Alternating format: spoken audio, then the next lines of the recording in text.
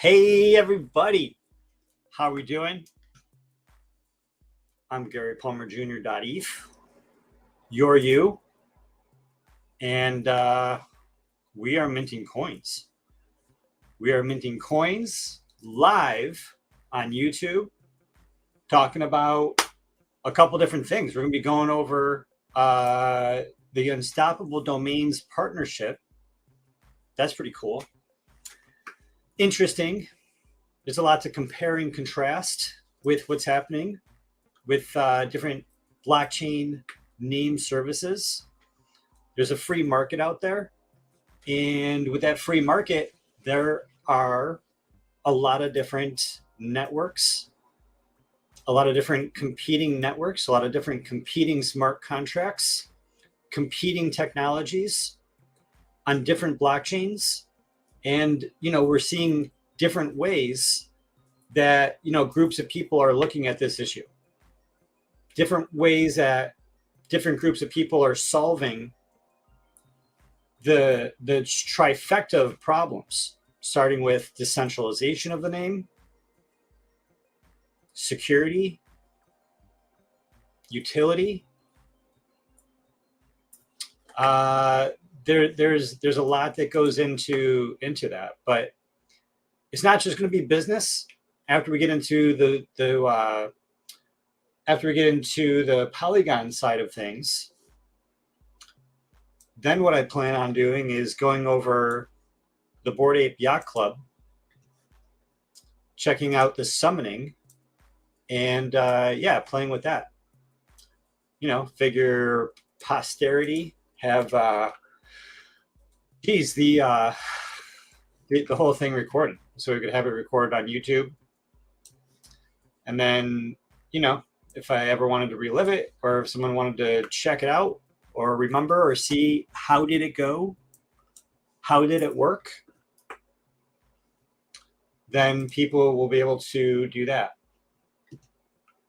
So let's see here. First, I just want to check around, make sure that everything is working right. See what we got going on.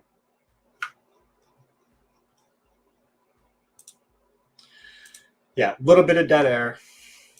Got to keep on talking. Working the show alone. Don't have a lot of guests on the show tonight. But even with that being said, it's kind of like a art. It's kind of like a skill. Do what we got to do. Keep the show moving along. And keeping everything hunky-dory. So let's see. One last thing to check with the whole systems. Yeah, everything's looking good. So with that being said, I think I'm about to start the show. I think I'm about to share my screen. And I'm going to say, hey, if you're new to the channel, like I said, I'm Gary Palmer Jr. .eth. We are minting coins. You can check us out at mintingcoins.com and peruse the website. Become a member of Minting Coins. And if you want to become a member, then you'll get access to our members-only videos. You'll get access to our members-only content. You'll get access to our members-only channels. And what else? And I believe there's going to be a lot of big things happening, big things happening with the website and what we're going to do in terms of providing content, providing classes, providing different memberships. And,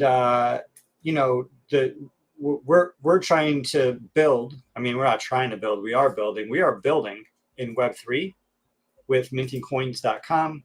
We are building in Web3 with web3domains.com.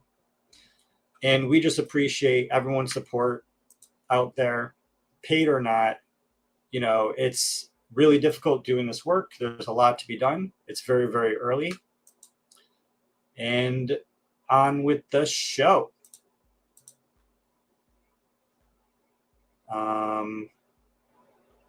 Yeah, rock out to the Satoshi Nakamoto hat.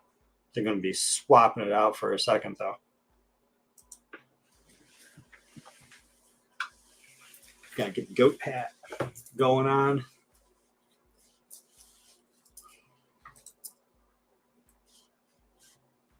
Yeah. All right. So, hey, that took a while to get through. How you guys doing? You have a whiskey? Cheers. Salute.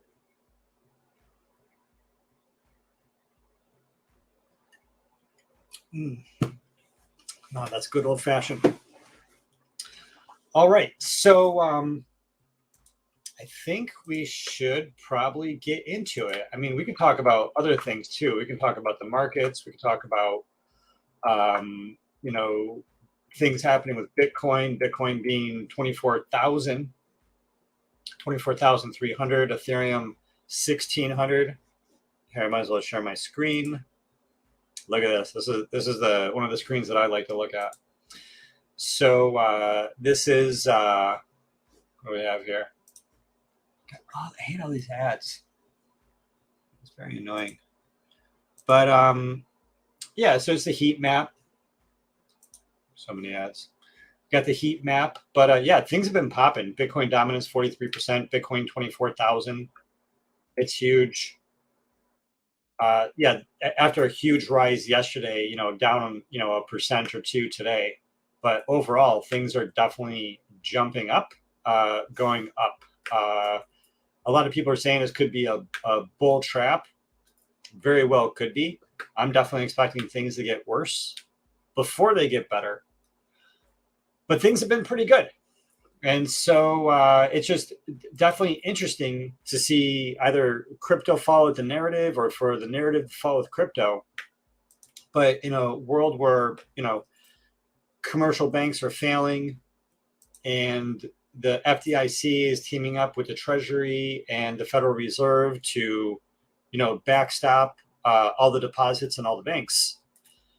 It's really interesting how this is playing out in the psychology, because things that were never possible before, people that thought that things that would never be possible are just not only possible, they're happening, they're reality. It's basically like being told aliens exist when people are being told that the Federal Reserve and the Treasury and the FDIC is doing what they're doing. And I think people are pretty secure in their sort of assessments that they're, you know, really recognizing more and more, it seems, when you're on all these Twitter spaces, when you're reading all these articles. You know, some people were feeling these things, and it's just a larger and larger percentage of people are thinking that the contagion is not over. There's going to be additional banks to fall, and the repercussions of this being the tip of the iceberg, and for more and more to happen, it's going to be, you know, just crazy for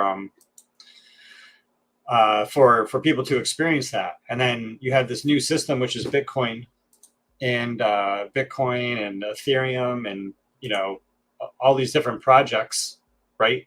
We're the top 10 coins: Bitcoin, Ethereum, Tether, Binance Coin, USD, which is a stable coin, XRP, OKB, that's an exchange coin, Hex, you know, with the T shares. I don't know if you guys have any T shares. I have a couple T shares. Cardano, I wouldn't touch it. Polygon, they're in the news today, down 7%. But yeah, where are we? Yeah, but the new rules with Bitcoin, people know what the new rules are, and people are falling into it.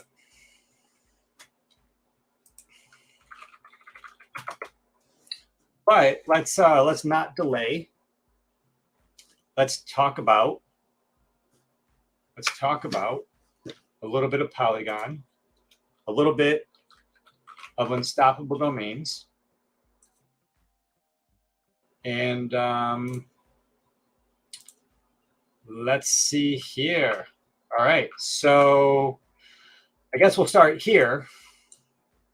Polygon Labs, yellow check mark, mind you. They user-owned digital identity with .polygon domains.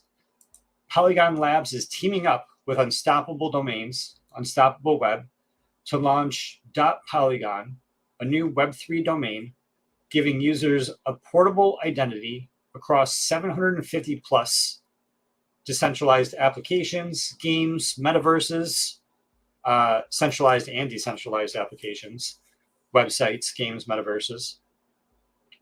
I don't know where they get that 750 number. That'd be kind of interesting to check out a little bit. The Polygon Labs goes on to say that the new domain will make it easier for users to signal support for the Polygon ecosystem. I rank that as being true. It's going to make it easier for users to log on to Web3 apps. I don't know if that's true, and that could be false because, yeah, when people are logging on to dApps now, they're just connecting the wallet. How many more steps is it to? I'm pretty sure it's several additional steps to log in with a Polygon name or to get a Polygon name set up than it is an ENS name. So we have to look into that one. And they're also saying it's going to make it easier for users to send crypto and NFTs. Yeah, that's true. Yeah, the Unstoppable Domains, make it easier. You can, just do the .polygon. It's definitely more letters than having to do .eth. But then Unstoppable Web could come back and say, well, then you could just have one of their .x's, right? And have your name .x.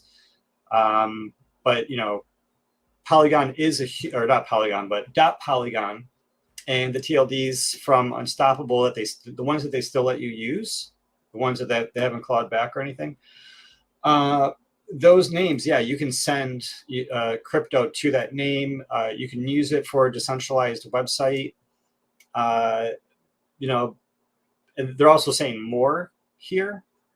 But what's going to be really, really interesting to see is if Unstoppable Domains, and this is like, kind of like the game theory of it all, is Unstoppable Domains going to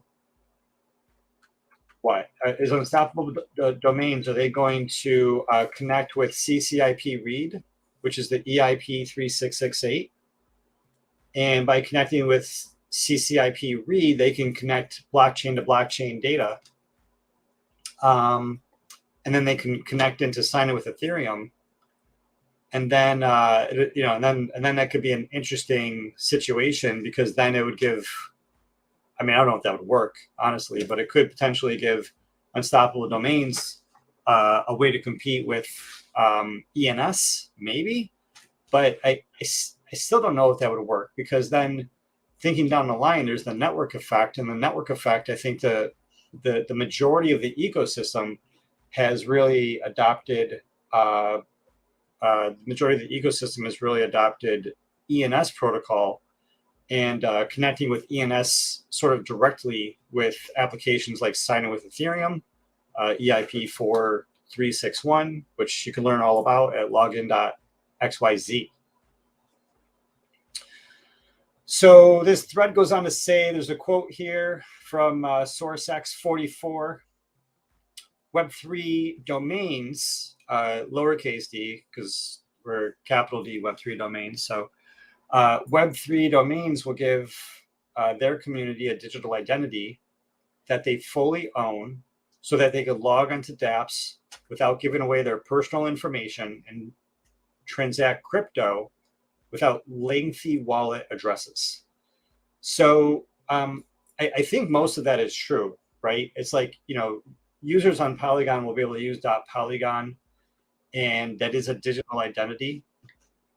And then from that digital identity that they're going to have, they're going to be able to transact with crypto. They're going to be able to, they're still going to be giving away their blockchain information.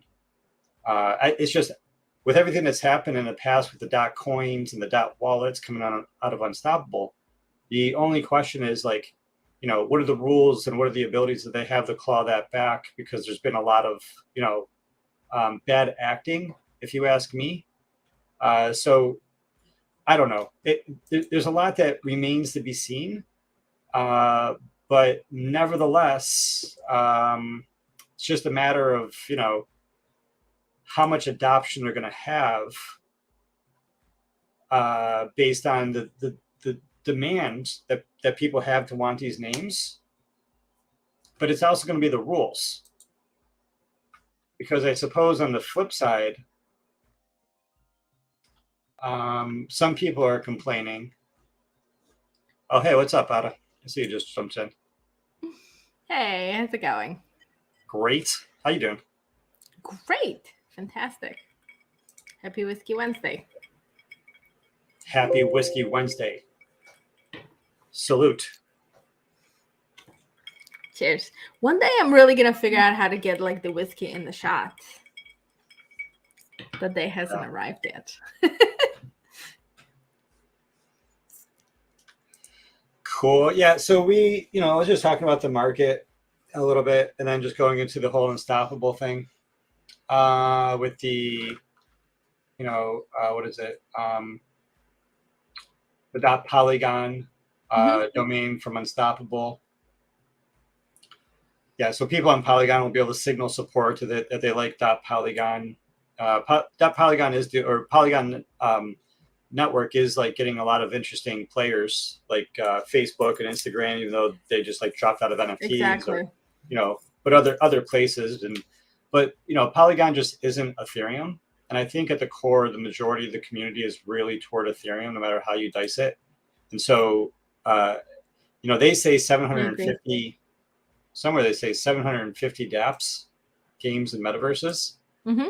But with ENS, I'm pretty sure it's thousands and thousands. It's just a larger, more secure network. Yeah. People don't like talking about it, but Polygon, there's also admin keys for Polygon, out there somewhere. And so it's just is a less secure, less decentralized network. So that is exactly my question. So I have two questions, right? One, I'm curious. Are you concerned because of the partnership and because of who we have seen Polygon have partnered before?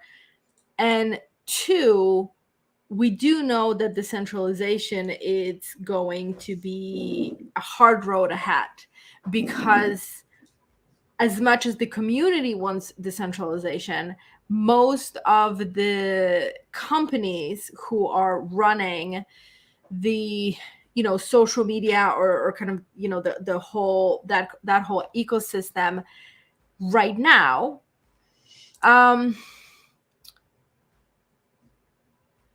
would they specifically go to Polygon because it's not this decentralized? Potentially, yeah. I mean, I think they were more likely to go to Polygon because Polygon is faster and cheaper. Mm-hmm.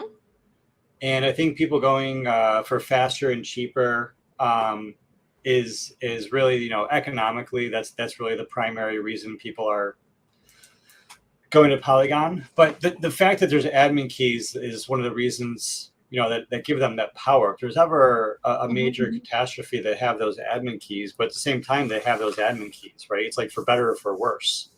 And, I really haven't kept up with it. And I guess it'd be impossible to keep up with from my end because nobody really knows who those people are. At least not that I've seen that research. I don't know, man. I would just argue, even though I think everything that they're saying here is true, with the caveat that I don't know if Unstoppable Domains can take away the TLD, because they took away one of the TLDs. Like they took away the .coin or the .wallet or something, and then they had to credit all of the users 3x what they paid because the users weren't able to use that TLD anymore. I remember that. I don't have that news article brought up right now. Mm-hmm. But yeah, they definitely haven't been so they definitely haven't been clean with with their promises. But what they have done really, really well is marketing and getting out there. And so what we have come to know is that majority of the people will go to the place that just pays more for marketing, especially initially. And because we are still so very early, I was curious whether you're nervous, because I'm nervous. When I read that article, when I found out about the partnership, I definitely feel a little bit nervous. Not that I don't believe that Ethereum doesn't have the superior technology. Like, that has never been a question. The question is that it's not always the superior technology that wins. And we know that. We definitely have seen it over time, right? And so the question that I have is, what does it actually mean, or what it could potentially mean, right, for the future of decentralization, and then deeper for the future of decentralized domain names? Yeah, I mean, worried is kind of like a strong phrasing of how I feel about things. I mean, if it was the apocalypse, I don't know if I'd be worried. So I'm like, no matter what happens, I'm pretty cool. But let's see. I would say that, yeah, I appreciate the characteristics of the ENS protocol and the way that the ENS protocol has gone about creating a decentralized blockchain naming service, which does not have conflicts with other domain names. It brings on Web 2 and has its own decentralized Web 3. And I appreciate how their strategy was able to build this in direct conjunction with the ecosystem, right? With like Ethereum EIPs on EMV. And that they did it without any VC investors. And so I know there's been a lot of conversation about governance and in the ENS DAO governance. But when that very special moment in time happened, and that token distribution was distributed, the people who received the token were like people who are really building. It wasn't venture capitalists. It wasn't investors, right? It wasn't like... Yeah, it was early people who believed in a project, which is exactly who you want to have. Yeah, it wasn't people that gave you money and bought into the ICO. It was people who really built, really created content, really did shit. And so it's this open decentralized protocol that now everybody's building on. Versus this, which is like sort of controlled. So it's like, if you ever saw Ready Player One, it's kind of like the corporation owned versus everybody owns it. And unstoppable domains, hanging out in Davos and the World Economic Forum. Which I probably shouldn't say those words too many times. But yeah. I mean, they do. They have some really big investors. We all know. Who I respect. Yes, but also nevertheless investors that are going to push them. And what we know about investors, although yes, they can make you a lot of money, their interests aren't necessarily always aligned with yours, because their interest is to steer the company in such a way that it makes the most amount of money. So power is really the name of the game. And so, seeing all these pieces come together, and we have been seeing a lot of unstoppable domains in the media. I'm wondering, because they can go both ways. It's either a sort of a desperate push because they're realizing that ENS, it really is a superior protocol, and although they haven't done the things traditional way, they have tremendous community support. And so this might be very much like a last desperate push. We have definitely seen it in Steve Miller is going to jump in, but I always like to say, we shouldn't talk about religion or politics, but we have seen exactly the same thing in political campaigns, right? It's that first initial win in the primaries can kind of carry you energetically, right? Because people are going to notice. And so I'm wondering whether that's what it is, which I'm hoping that's what it is just this kind of desperate push. Or it could be the other way, is that they really are, the evil overlords who are planning to take over the world. And yeah, I mean, I don't really like that. Yeah, I mean the narrative. I mean, I think the narrative definitely shifts in that direction. But ultimately, it's just about who's running the show, I think. And so, yeah, it's like evil overlord. It's, in terms of like a centralized organization who is, just working in their private Zoom meetings, dictating what the steps are going to be, Mm-hmm. versus the way that the open, decentralized, community-based, censorship-resistant protocol works, which is open Zoom meetings. Anybody can attend. They could attend. Yeah. Maybe sometimes they do attend. Wouldn't that be funny? But yeah, right. But it's not as if like I could go or we could go to their meetings, Mm-hmm. but they can go to all of our meetings, because that's how the protocol is. It's an open protocol versus a private protocol, and it's an open. Sometimes there's open blockchains and sometimes there's private blockchains. And so diving into a little bit more, I thought it was interesting that Polygon Labs is not supporting their .polygon. You would think, if I was unstoppable, if I was a marketing guy, which I am, I would sort of.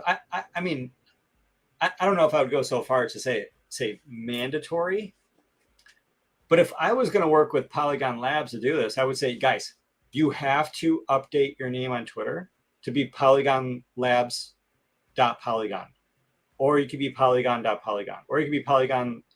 Yeah, you could be Polygon Labs.polygon, or you could be Polygon.polygon, Polygon Labs.polygon. Like, is it going to be that Polygon? That's their? Yeah, that's what it is. This whole thing is, see the big picture. It's .polygon. Oh, I see it. That is it. They. Yeah, because they can create an infinite number of these, and they're all going to conflict with all these other blockchains, and they're all going to like Web 2 versus like and I don't want to like get super into it, but if you click through, we can click through, but like where the hell's the link? So but anyway, they should have like mandatory changed to Twitter, so it's Polygon Labs.polygon, and then Source X44 is the lead dude, and like, why is he not Source X.polygon? You know what I mean? It's just like how so that gives me that gives me like interesting analysis to see how they're operating and how they're thinking. Mm-hmm. But it's like that analysis doesn't even matter. Yeah, so they're trying to do some gamification. Sandy is who is in Davos over here, getting paid, doing a website.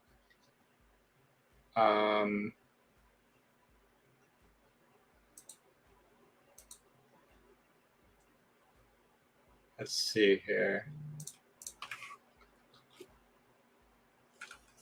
I do the .polygon.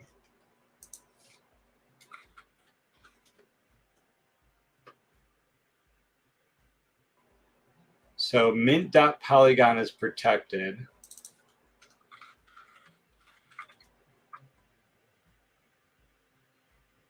I wonder if this is my trademark, because we own this trademark, so I wonder if that's protected for us. But I'm sure Gary.polygon. So $15,000 still available. So they're selling everything. So what else we got? So they're selling everything for good money. Hey, Steve. What's going on, guys? 4,000. Hey, Steve. 4,000. Welcome. 4,000 for Palmer.Polygon. Yeah. Wow, what a steal. I know. You Wait, can own 4,000, it just that's like that. That's like 2 point something Ethereum. I mean, the way that I see it, it's not $4,000 now. It's $12,000 when they revoke .polygon in the future, right? Exactly. Yeah, so Steve is that. is 20,000. Steven.polygon is 10,000. So how much is ADA? Unavailable. Oh, really? Yep, Protected. they hold back all of the triples. No way. Even if But it's an Adriana's only 10 grand. Oh yeah, that's. Let me go and buy it right now. So So the question is, so those are. There's no. It's not like ENS where it's you can mint it for, I mean, pennies in comparison, right? And if it's not a 3-digit, you can, your yearly registration isn't that expensive either, as kind of as the main names go. So in this instance, this isn't a reseller market. Like, they're basically selling everything at premium. Is that, am I understanding this correctly? I mean, who's gonna? If there's someone in Web3 and their name is Gary, or like if Gary V was hardcore into Polygon, you know what I mean? Like if Gary V like launched all his stuff on Polygon, and if Gary V was like, Polygon is the best shit ever. Polygon is the Polygon. You know what I mean? Really Stop it. Really good. That's very good. No, for Very real. good. And Gary Vee was all about Polygon, and like someone saw was like Gary.Polygon was 15,000. Yeah, maybe they could sell it. Otherwise, if you buy like Steve or Steven for 10 or 20,000 now, and then Polygon is like awesome in the future, yeah, but that's like a big holding cost. And kind of to your point, Ada, that I think you're going, $10,000 for Steven.Polygon. So isn't the cost really prohibitive right now for most people? Yeah. $10,000 for Adriana.Polygon. $10,000 divided by 100 years. Just let's make up a lifetime. Okay. 100 years. That's $100 a year. Paid up front. $100 a year. Got it. But if that was an ENS name, it's a different structure. If that was an ENS name, how do I do clear on this thing? There's a clear button. If I do $5 times 100, it's $5. It would be if you were to originally buy Steven or where's our site?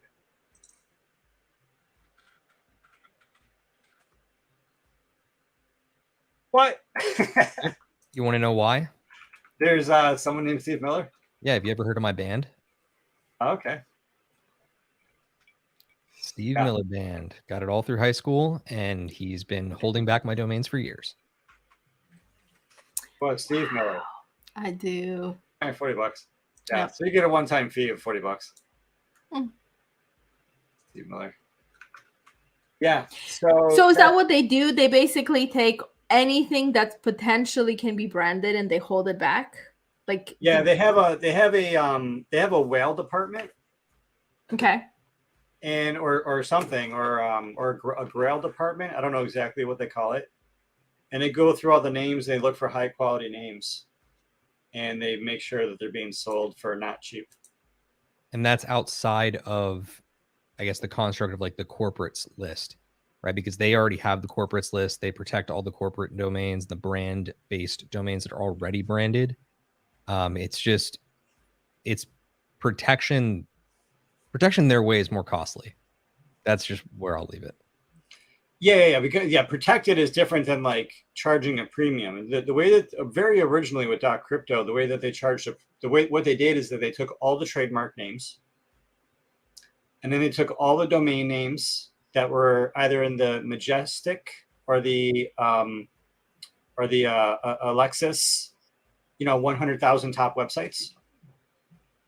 And then third thing they did is that they took anyone that had a Twitter account that was of some level of popularity. And then they basically put all those under protected. But then what punks found out is that even if you have a protected name, when you go to claim it, they still overcharge you.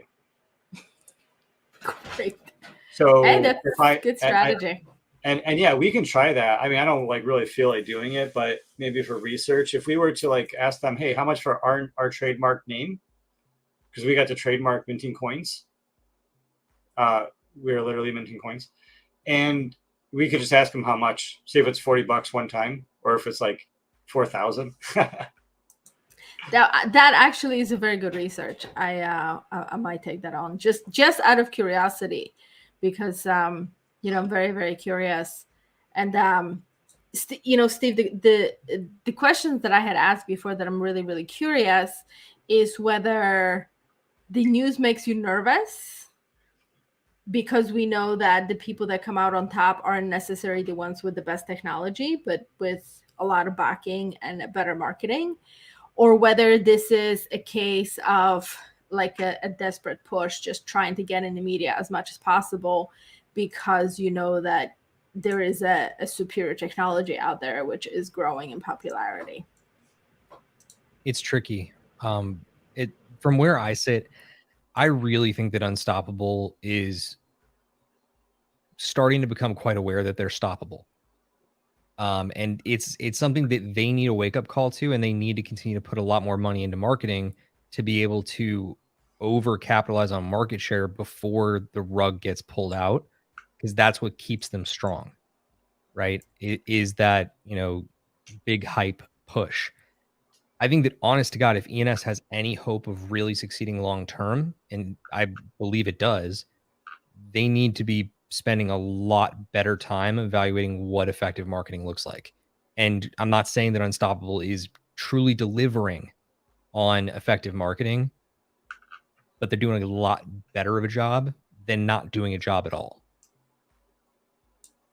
Yeah, Steve, I think we need to make a proposal to re-centralize ENS.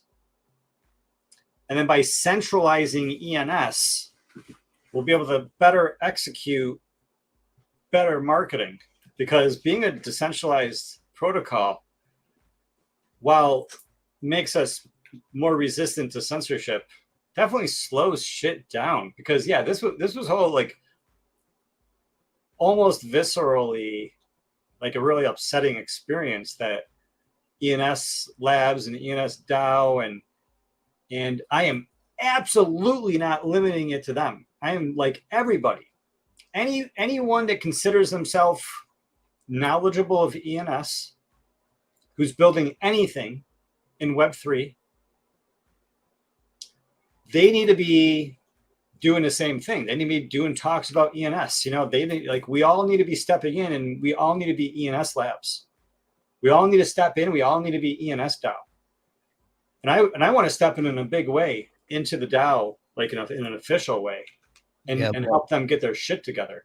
The difficult thing, Gary, and like you already tipped your cap to it, is the fact that DAOs right now in their current form and function in the way that they operate, and the friction that it takes to get consistent voting, they're terribly inefficient. And it's a trade-off. It really is a trade-off that like I'm all for decentralization, but damn it, we need a better way to deliver on this shit. Because like if you want a marketing, budget to be passed, or you want to get, some outside third party to actually materially help with the marketing for a protocol, it's possible. It absolutely is possible for a decentralized organization to get that and to lock that in. But right now, based on the way that it's currently functioning, it ends up just being a cluster. And that's a shame. It really is. But I'm not on the boat of re-centralization. You do Okay, okay, fine. We'll scrap the re-centralization idea. I hear you. We'll pivot. I'm going to pivot. But I also want to push back against you, Stephen. I'm debating. I'm like, are you against Steve? Sometimes I call you Steve. Should I not do that? But I want to push back because while I do agree with you in the clusterfuck perspective of the perception of the ENS DAO, I want to push back that it's actually a clusterfuck.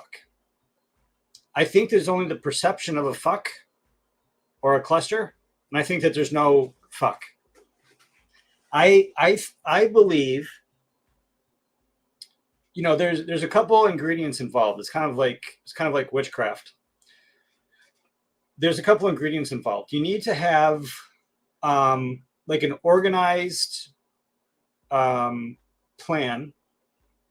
You need to have a group of people to help you execute a plan. You need to sort of have this plan written down in like a sort of like professional context, the deliverable, you know, a business proposal, a marketing plan, as if you were a contractor or an agency and you're going to an organization. You said, hey, we want to throw a conference for you. This is who we're going to hire and what we're going to do and 3 possible cities and what it could potentially look like. You know, the whole shebang, as if you're going to do like anything, you know, do a Super Bowl commercial, a normal TV commercial, you know, a thing at the local mall. Like there's ways to make simple presentations for this. You could have budgets, you know, like it was a business plan for like a school project, you know, high school, master's. It's all the same. It's just the quality that you get it done. And so I think if you have this, and then if you have some other ingredients like, you know, a good team, and some of the people on that team have somewhat of a reputation, you know, like you can't have just a good plan and then have people that you just pull out of Twitter, right? You can't have random people you pull out of Twitter, you know, because like just because I remember myself in 2016, you know, like super hyper, don't know anything, right? Fighting with people on Twitter. If I had a great plan back then and a wild personality, it would have made it really difficult for people to like, right? Just being honest. And unless I had other people on my team, if I had someone else on my team and they were like, you know, one of these guys in the ENS, I don't know, just, you know, you got to have a team, right? You have a reputation. I know I'm being long-winded. I haven't seen that happen. I haven't seen someone together come professionally with a real plan. It's like intermediate swearing. With a real plan, you know what I mean? I just haven't seen it. Like I've worked at agencies before. I know what a plan looks like. I haven't seen a real plan. And I think if someone came with a real plan and presented it, I think people that would vote for it. Isn't it that anybody that would, you know, and I'm just playing devil's advocate, but isn't it possible that anybody that would come with a plan, it's inherently so difficult where we are to work with decentralized companies? I'm going to say companies. Let's just say, you know, companies. What do you mean, like a company with a DAO? Yes, because there are, for the lack of better terminology, there's just so many cooks in the kitchen. And, you know, simply. You could immediately push back on that because the money would come from like meta governance steward or the money would come from the ecosystem steward. Yeah, but just and then the single point of contact would be that lead steward. It's very clear. To roll out successful marketing, right? The agency would do that. Yeah, but if the agency comes in and does what they do without partnering with the DAO, we know it's going to be. No, they would partner with the DAO. That's the whole thing. The agency that's what I'm saying. The partnering piece is a clusterfuck, and it's just for the same reason. Like when I work with a small business owner and I know that person makes all of the decisions, my fee is going to be completely different as a marketer than me working with a nonprofit. I mean, holy shit, nonprofit. They're a clusterfuck. If anything, or a bigger company with like a board of directors, because I inherently know that to get anything approved, it is going to take forever. Because I have a whole room of people that I have to present each and every time. And then I have to get their approval. And then I have to play therapist if there isn't an agreement. And so we have some of those structures with the board of directors and a nonprofit. And it is a joke that nonprofits are inherently difficult to work with. There's a lead steward, and the lead steward would make the decision. I guess. I mean, or the three stewards together would make the decision. I mean, this isn't anything that involves the DAO.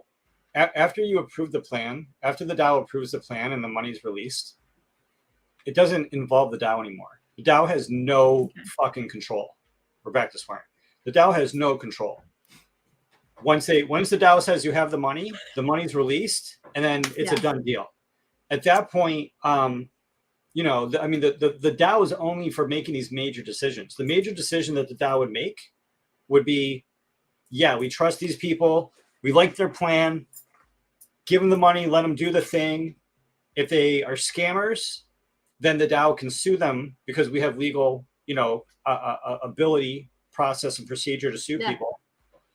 Yeah, but they would then, you know, have their plan. They would say, you know, say it was a conference. They would say, okay. You know, they would look at the conferences. They would, you know, talk to the stewards. I mean, this shit happens. You know what I mean? This happened with ETH Denver. It's the same thing with DevCon. It's the same thing. It's you know, I mean, there's an executive. You know, like DevCon, the Ethereum Foundation. The Ethereum Foundation has an executive. You know, the executive has, you know, directors in charge of shit. And so, Stephen and Gary. Sorry, I'm going to be proper. Do you want to make a fucking proposal? Seriously. We have to get some like shit you are like masterminds when it comes to like, you know, branding and marketing. Like, let's get this shit rolling. Project manager. I would totally be with you if I wasn't so damn jet lagged right now. We're not gonna do it today, man. We're not gonna do it today. I didn't say right now. I just, you know, I just said like, is it? And I know this isn't like a 2 people team. This is like you know, you need a Goliath of a team. But you know, so going back to that question, are you nervous? I like when I read that article, like I was nervous, and not that I don't believe. Just to clarify, that ENS is in superior technology, because I think they are, bar none.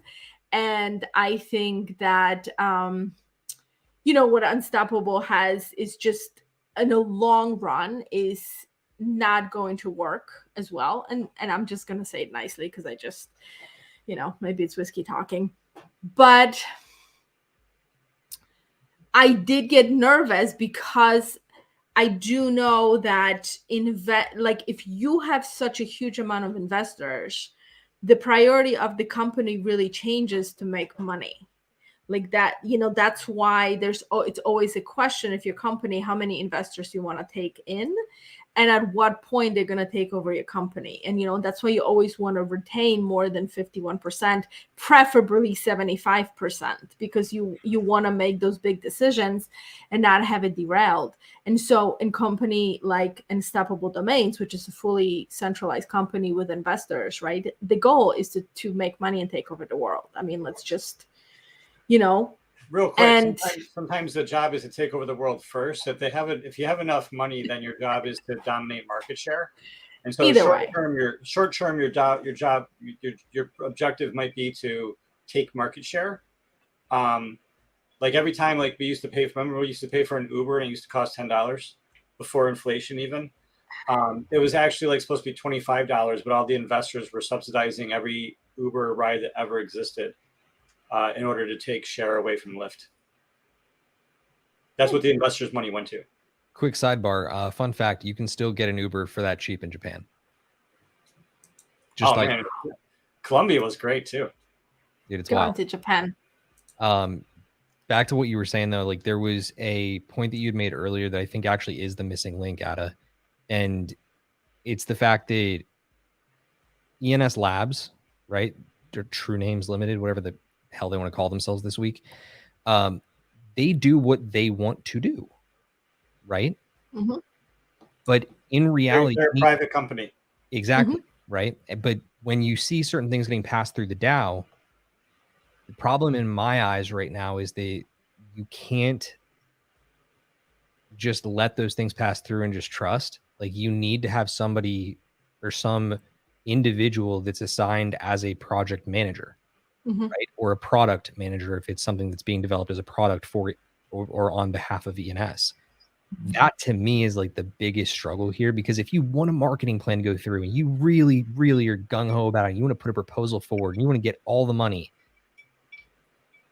the only person that's going to get it across the finish line is you. And I think that's not the right way to go about it. You need someone that is DAO adjacent or an agent of the DAO to be able to hold individuals accountable for what they're trying to move through the DAO if it successfully passes. That to me is the big missing piece. And I think maybe kind of like the middle ground between keeping shit decentralized versus going through this re-centralization approach. So food for thought. Yeah, listen, that's a really good thought. What I want to do, just to let the whiskey do the talking, is I just want to do all the work that we have in Asana, get everything done that's on the whiteboard done, continue building minting coins, Web3 domains, get profitable, and then I want our company, Web3 Domains, to hire multiple people. And one of those people would be a project manager, let's say, just for like the sake of like discussion and argument and hypothetical, let's just call them a project manager. And their job is going to be to manage the DAO. We are going to have public and private whiteboarding sessions.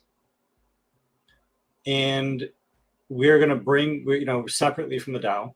And then we're going to bring those public and private whiteboarding sessions to the DAO. And I'm going to be there, and I hope Ada's going to be there. And if Steve's part of the team, Steve's going to be there. And the project manager, whoever that is, I don't know if that's Steve or not, but they're going to be there.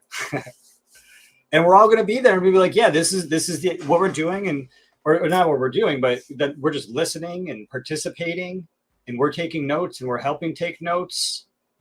And, we just have sort of that centralization.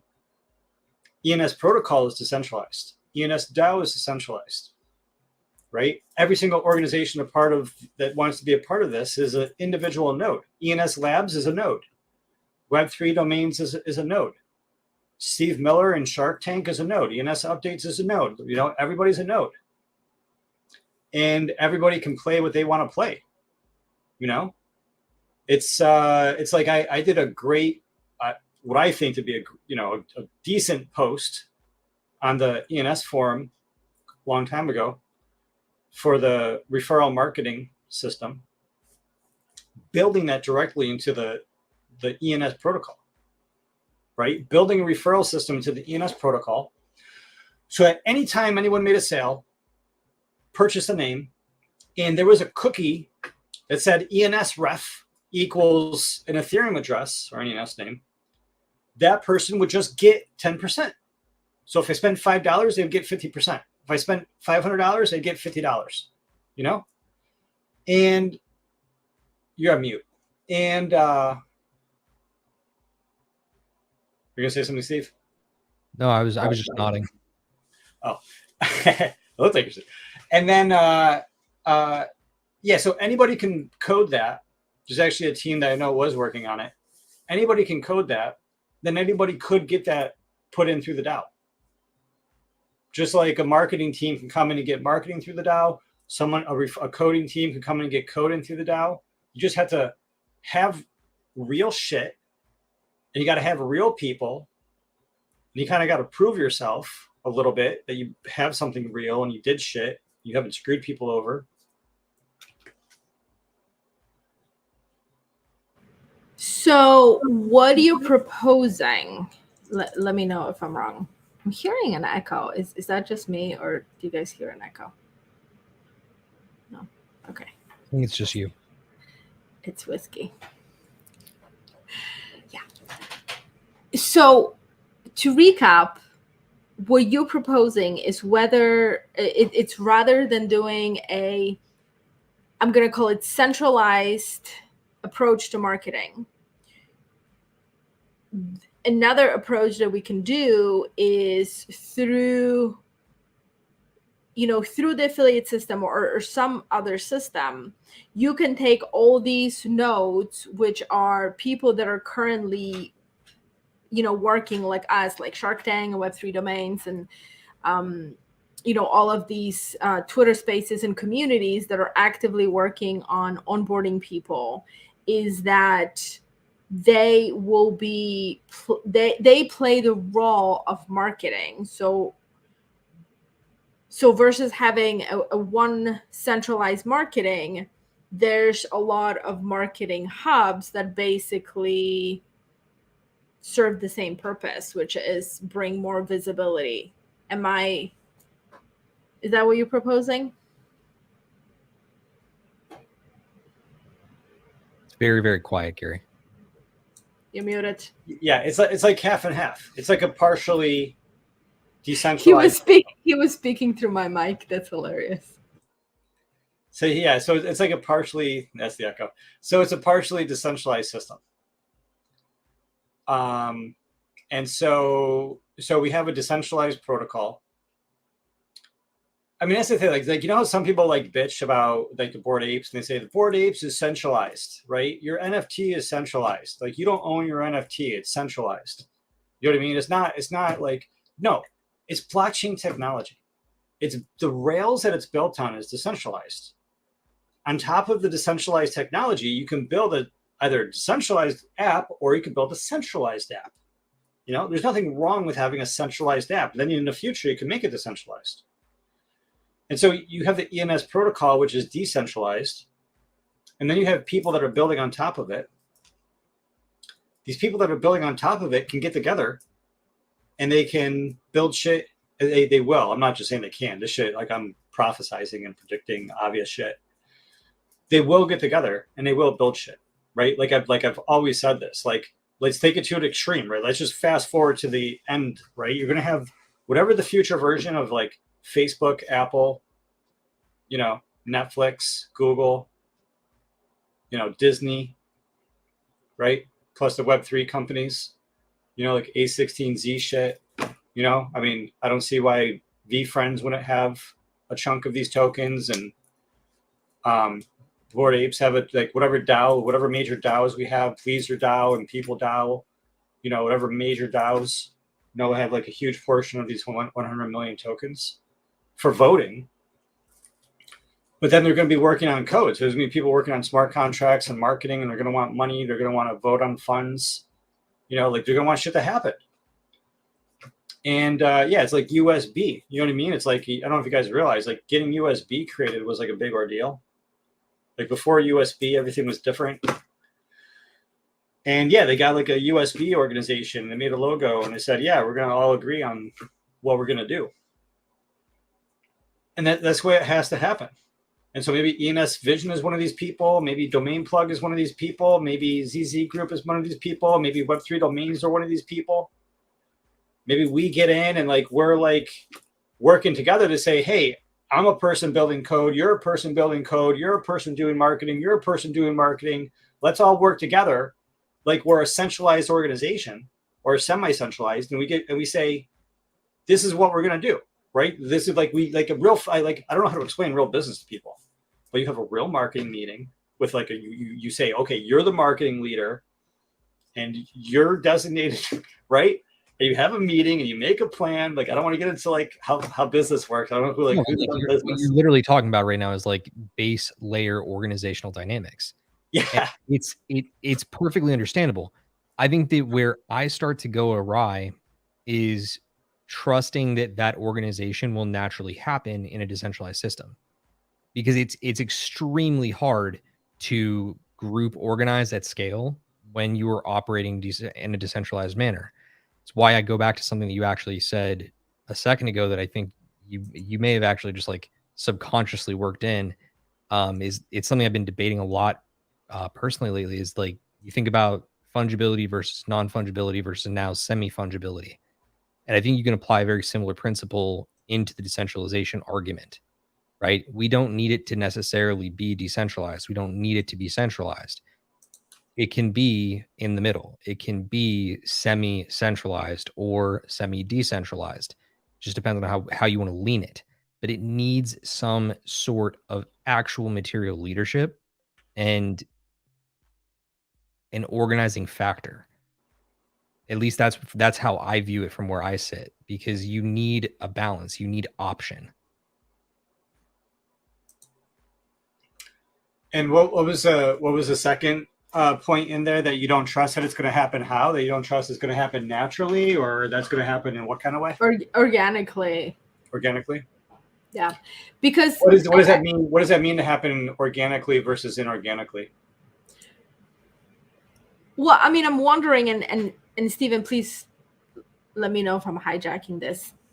In a centralized manner, it's if you either build a team or become part of the team, there's a very clear structure. And one of the things that you learn within that team structure is that, you know, who's responsible for what, who reports to who, and who makes final decisions. So you kind of have this pyramid where it's like, you know, this is the top person, and it kind of goes down, and these people have teams, and these people have teams, and then those people might have some other people under them. But it's very, very clearly defined. And so in a place like this, it's if you have things this clearly defined, it's very easy to be like, okay, these are my responsibilities.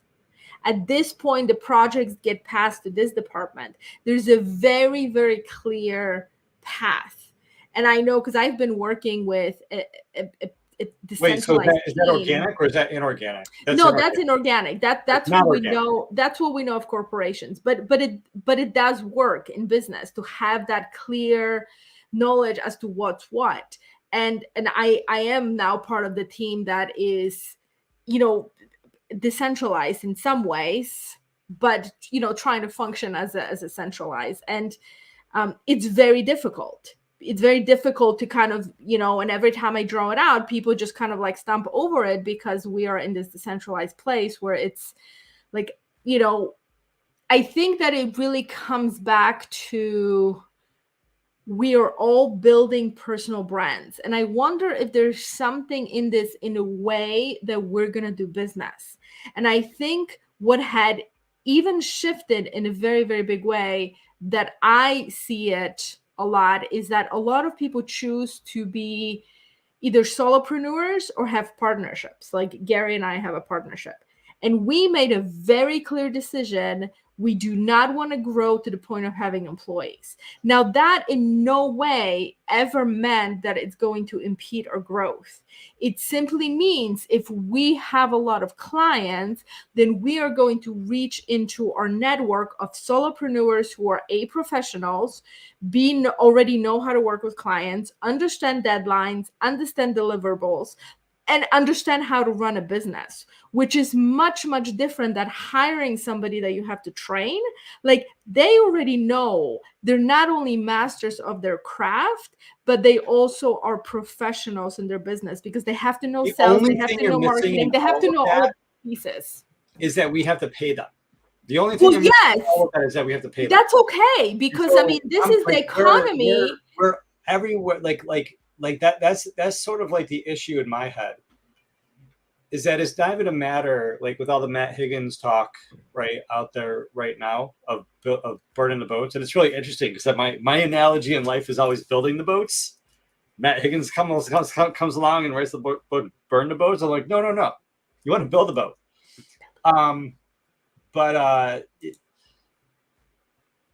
geez, what was that last part? I just lost my train of thought laughing about Matt Higgins. I mean, I think that in some ways we have to rethink the way that we do business. So I don't want to completely just throw away the way we have done it before, because it had some ways in which it worked. It's really important to know, like, what is your responsibility? What are you good at? What are you willing to do? It's really important. You know that. You know that really, really well. Anyone that works with you in like, right, like that actually works with you knows that you know how to do that. And I know how to do that. And we could come up with a plan. We could come up with the people. It's like ridiculous, because even though, you know, throwing an event would require a lot of people, we would be able to outsource that, you know, hire a professional company and just make that simply another piece that's managed, you know, and to bring the people on, calculate the cost, add it to the project plan, right? Add the dependencies, you know, make a Gantt chart, add the costs, create the plan, make it detailed, add a budget, turn that into a PowerPoint, right? I mean, hire the people, man. You know, it's like, but the issue for us, like in this room talking about this just between us, versus how we started talking about this, I think, which is like coming from the Unstoppable Domains direction, is that, yeah, Unstoppable Domains is already a company that's well-oiled, that has like a strong team in place, a very strong team. Not perfect. I've like trumped them several times, like what we've done. And no, but they do have a marketing team. They do have the reach. They understand how to pay. They understand how to buy media, how to get placed. It's very simple. They have a very good team. And the second thing that they have is a shit ton of money. Yeah. They have a lot of money. And but the DAO has money. I mean, let's not forget that. I've been in those positions. Like I've had those jobs where I had an unlimited amount of money to spend. Right? So I know what it's like working on those teams. Yeah, I mean, I want to bring it back to I want to bring it back to what we were talking about, and I want to bring it back to the DAO, and I want to bring it back to that question, because I think that what we're actually talking about is that in the end, it might not be about the superior technology, but it could be about who has more money, more investment, better connections. And then as an aside, and maybe not even an aside, but one of the main pieces is that companies like Meta and Google and Amazon love their centralized systems. Like, let's just, they want to enter Web3 space because they understand that's the future. And for them not to go into it would be, basically creating a vacuum where somebody else can step in and become as big as Amazon or as Google, which I think right now it's absolutely possible. Like, I might have not said it, like I might have not imagined it like 5 years ago, but right now we're in a vacuum, and it's absolutely possible, because with this rush of new technology, if they don't position themselves correctly, there can be a company that can be just as big as Meta or Alphabet. But to be honest, they're entering those new technologies and platforms not because they love decentralization, because decentralization means giving away their power to more people, right? I mean, decentralized means that it's owned by not just a small group, but by the many, right? By all of us. And so, bring it back to the question is, and I think that this is kind of like a multifaceted, because I always like to bring it back to like, what's our role to play and what can we do for this to come on top? But it's like, you know, what does ENS need to do right now to succeed, to be in a place where they can compete when we hit the next bull run? I think that we're okay until we hit the next bull run. Like, I don't think that enough people are going to onboard that is really going they need to do anything. to do they break need to do that anything? adoption If they curve. just released the name wrapper, and the name wrapper is awesome. I Like, mean, what do they need to what do? does that mean? How is that gonna help onboard like my neighbor down the street? Like, how is it going to help It's not like the job. that It's not adoption? Really it's not exactly the job of ENS. It is and it isn't. It's like people are going to fall into Web3 however they fall into Web3. Some people are going to fall in from a cypherpunk perspective. Some people are going to fall into Web3 from an artist perspective. Some people are going to fall into Web3 because they went to some freaking event and they received a POAP. And so whenever you get into Web3, when you go to the POAP app, it says put in your ENS name. When you get into cypherpunk and you go into DeFi, it says, and you go to Etherscan, it says what is the ENS name? When you go to OpenSea, or when you see all these manifold minting websites, it shows the ENS name. And then people go, oh shit, I don't want to use this crazy alphanumeric thing. How do I get myself an ENS name? So ENS's job is to like be dependable. ENS's job is to be conservative. ENS's job is to not change. If I want some baby face, thing going on, it's going to be Evan15 management.eth. What's up? Hey guys, how are you? Hey Evan, how's it going? We're like so deep down the rabbit hole that Steven is like, holy shit, how do we like Oh no, pull ourselves up? I'm absolutely loving this. You guys just keep going back to the same thing that in my head, but we're taking apart each granular detail. Yeah, to such a great degree. It's great to hear, but to me, it all comes back to the fact that you need some sort of organizing authority to pull any of it off. Oh, 100%. And just because, That's yes, us. there We will are the always organizing be authority. there will always be people using it. But the question, there's still MySpace, you guys. Like, MySpace still exists. And if you were a paranoid freak like me and you completely wipe your profile because you didn't want anybody ever finding your 20s online, right? Really shouldn't have said Then then it still exists, and they still must have some users, right? And so do you want to be MySpace, or do you want to be Facebook? Or Facebook is actually in the shitter now. Like, do you want to be TikTok, right? Like, Wouldn't whatever. that be cool if MySpace came out as an NFT platform?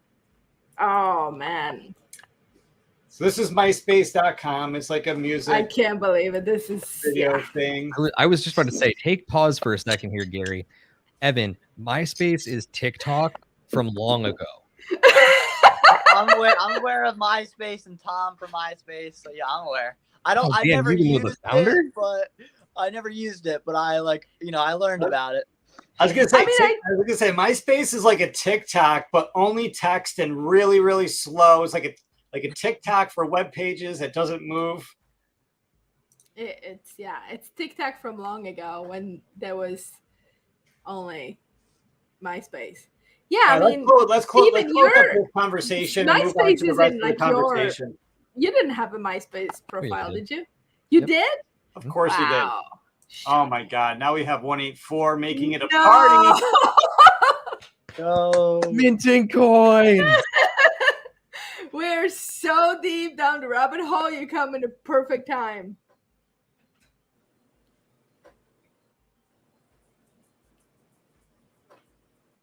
I think everybody has a meter when it gets really, really good. They just pop in. They're like, I feel it. I really want to keep these ENS DAO governance conversations going. I think this is going to be a big part of maybe what I use as filler for our Thursday Twitter Spaces. for Web3 domains. He's talking about the governance side of things, because I have a much more do the fucking work sort of mentality, just because I, like being involved in doing a lot of work and being in a lot of business, and like just knowing you got to do the work. And there's two problems. Like I said, one of the problems kind of is money, depending on what you want to do. The only other problem is having a team that A, knows how to do the work, and B, a team that can do the fucking work. Because just because you have someone that wants to do the work doesn't mean they can.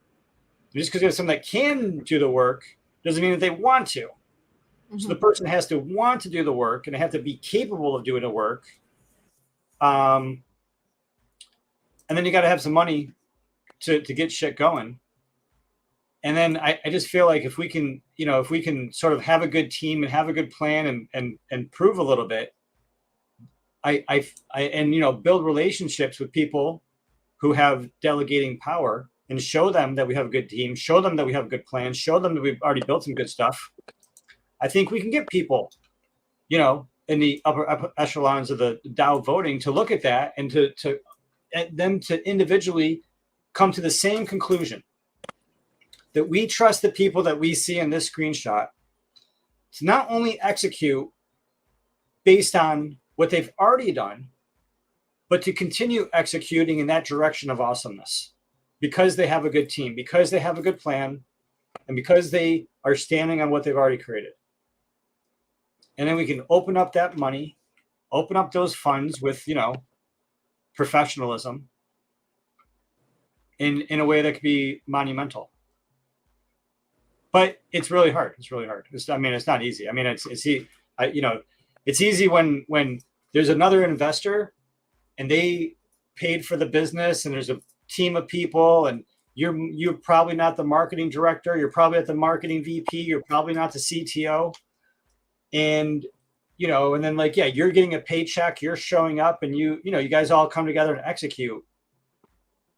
It's kind of, I don't know what the example is, but you gotta have all the cylinders firing to have the people doing what they need to be doing to be able to, fucking produce. You gotta produce. That totally comes from one of our clients. He was awesome. Yeah, he's talking about his Italian grandfather saying, you gotta fucking produce. Wouldn't it be amazing if all of us ended up on a team one day? I think that would be great. I would love that. Yeah, I think I'm manifesting a little bit. Anyway, I want to get through the rest of this content, and then I want to burn my my mint with everybody.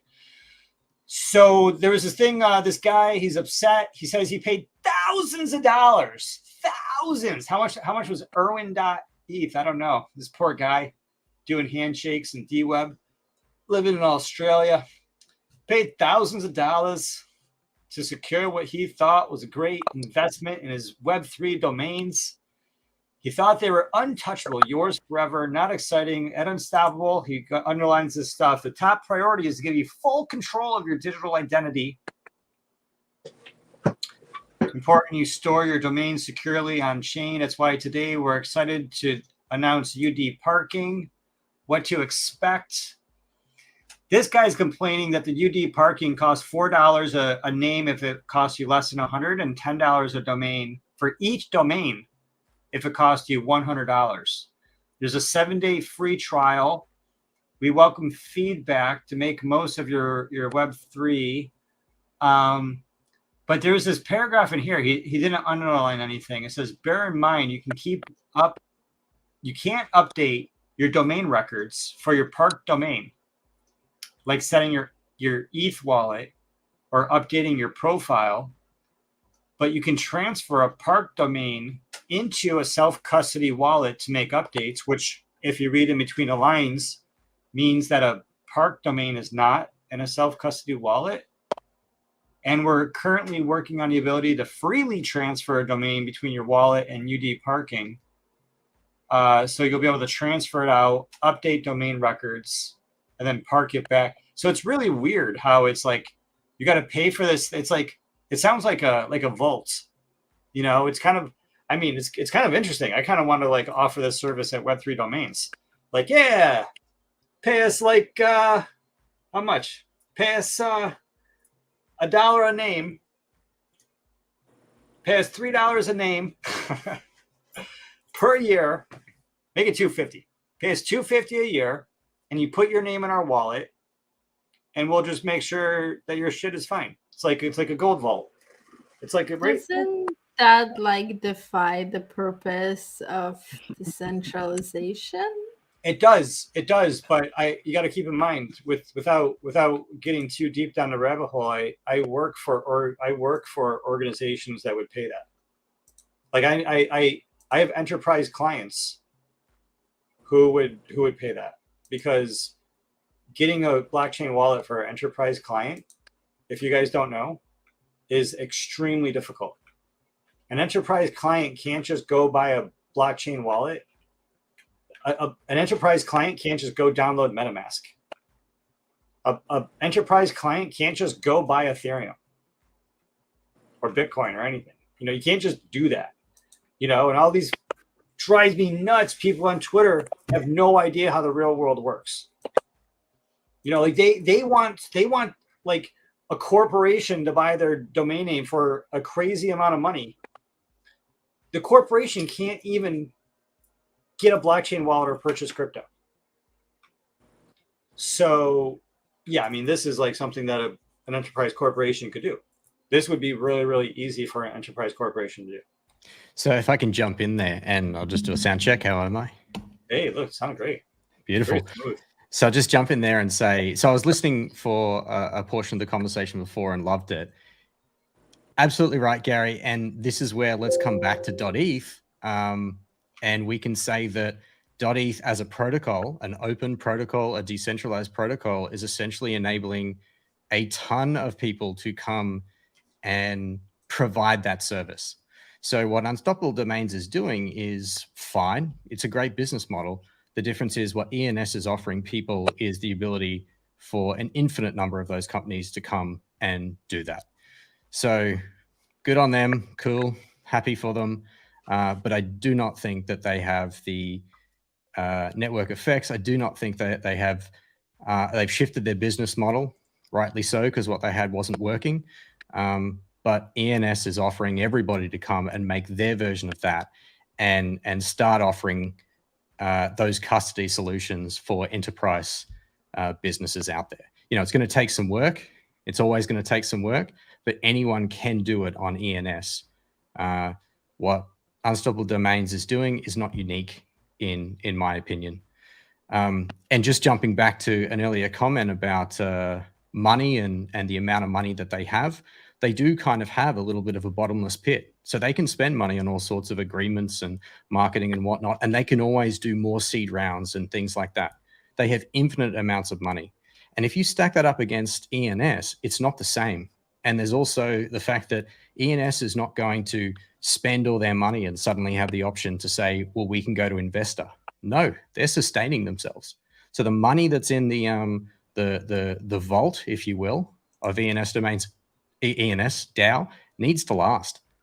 And the view that to spend it on a ton of marketing now or more marketing and things like that, I disagree that that's the pathway. You know, a very strategic approach, because ENS doesn't get to do it another way. We don't get to go to that next. We don't get to do another seed round. We don't get to say we're going to give away 10% and raise a bunch of capital. It's revenue every year. It was the smart business model when they changed it over a few years back. That's why Unstoppable Domains is copying it, because they can't keep their model up. But we need to be smart with how we're spending, and we got to remember that this is an open protocol that is empowering others to do things and to build things, which means that the protocol needs to be, we talk about it moving slowly, it needs to move slow. It needs to move precisely, and it needs to provide something that empowers other people to do that amazing stuff, because foundationally it's, let's not do Big zoom ins. Because foundationally he's it's really strong. going for it. Yeah. So you talk about the name wrapper and how significant that is, and with the CCIP read, it absolutely is. And Ada, I agree. What's it going to do to the person next door? Probably nothing right now, but I argue they're already not doing very much, and they will not for a few cycles. But people can rely on the DAO for the fact that it's not changing every other day. They can rely on the fact that when they say consistency is key, being conservative, not changing. You know, the beauty of like Bitcoin is that we know the issuance rate for the next 150 years. The beauty of Ethereum is that we can watch the issuance rate like decrease and like hyper deflate, which is interesting. And yeah, we need to consistently be revolutionary.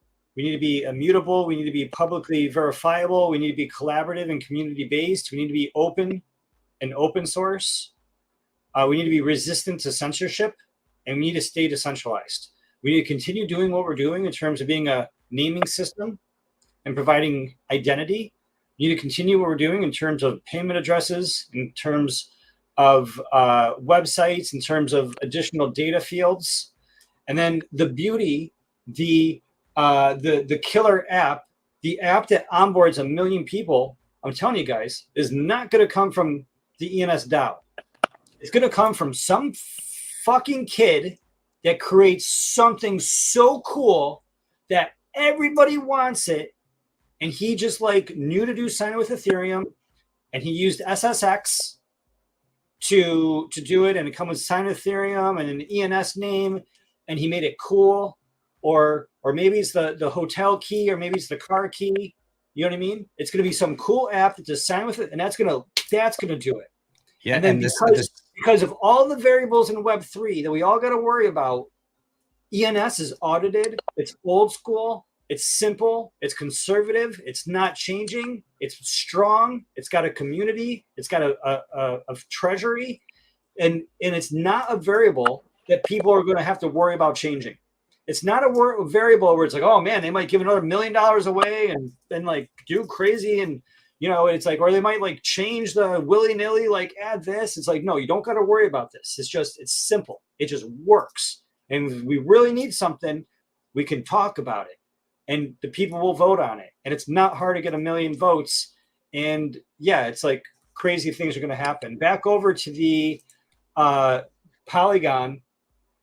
I just got to point out that out of the alleged 2.9 million items, of which a huge portion of these 2.9 million items are lost my page. Are like animals. You guys know that when you look at this 2.9 million items, a bunch of them are NFTs, and it inflates their numbers. But only 1,300. Let me make sure I'm not doing sorry. These aren't just listed, right? Yeah, no.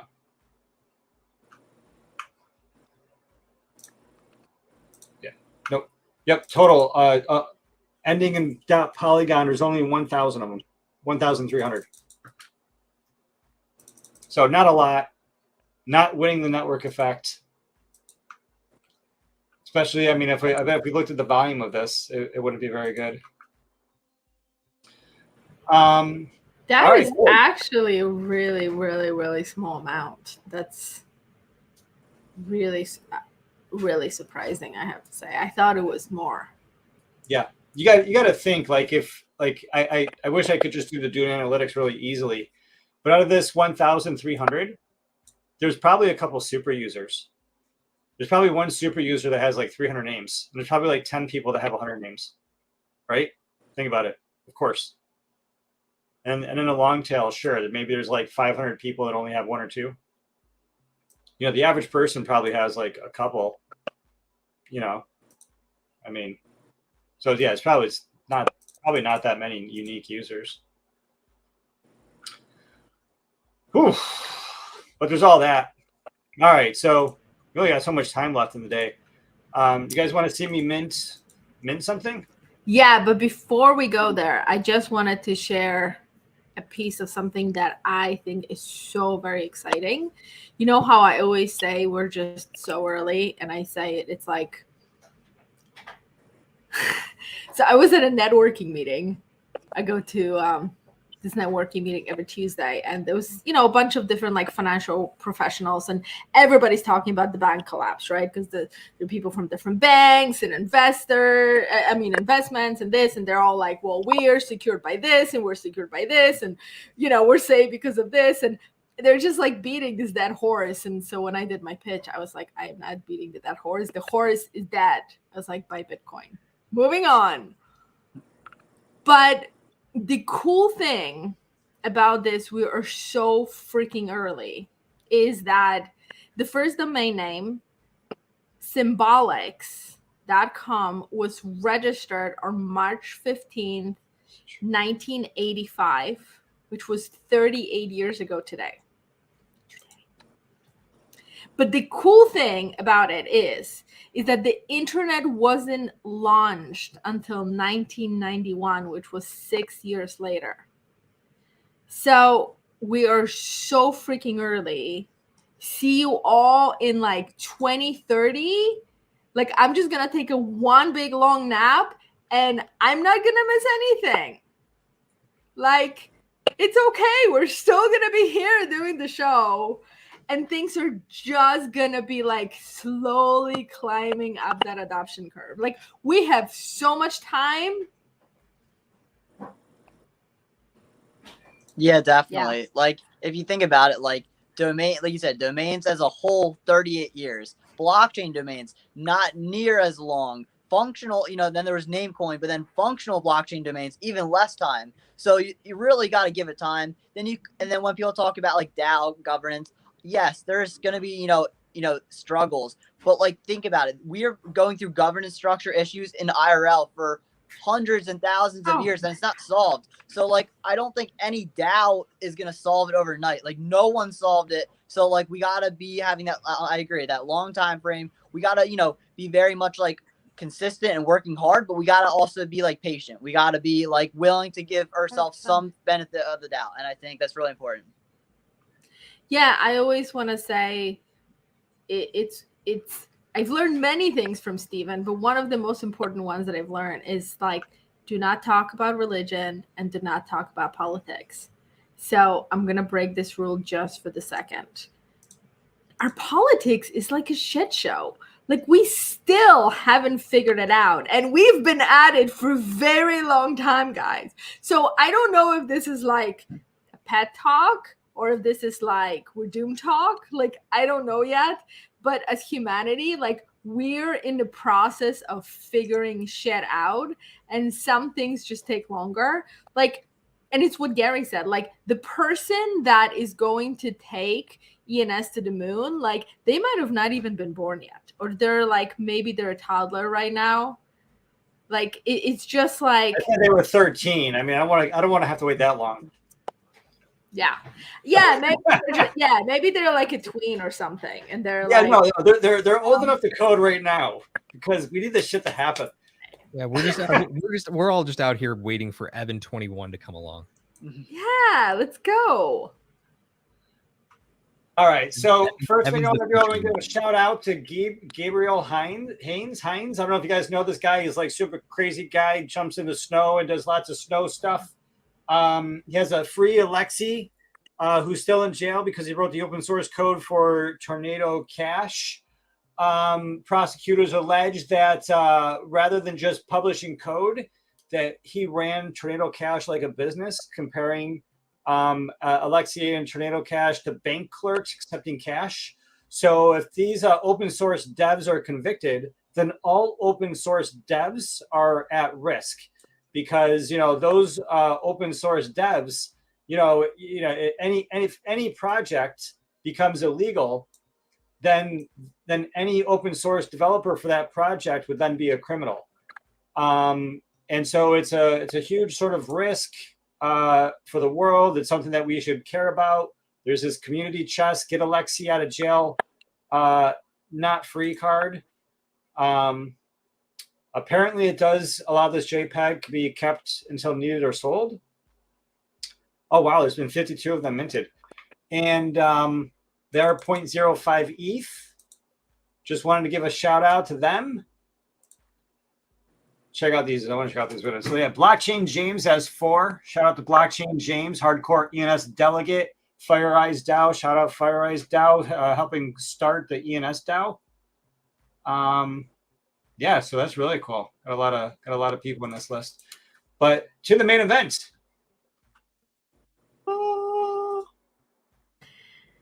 Burn, baby, burn. Yeah, well, we're not burning. I don't think. I don't know if we're burning. We might be burning. But what we're doing is summoning. I think you're gonna burn some stuff to summon. Am I gonna burn? I mean, do I lose the ticket? The pass? I think you burned the ticket. Yeah. I might be wrong because I always might be wrong, but I think you burned the pass. Well, we'll see. When all else fails, there's still another one in my wallet, so I'll share.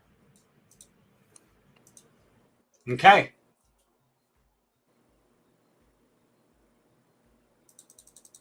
I want to click this without clicking this.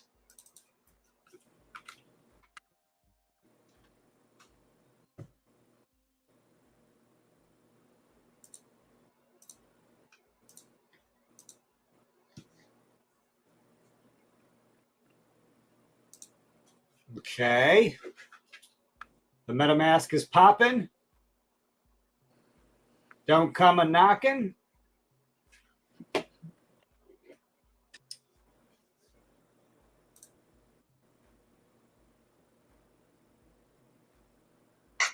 Okay, we got Jimmy the Monkey.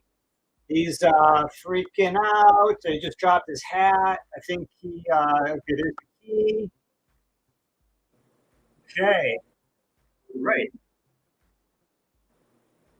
Transaction confirmed.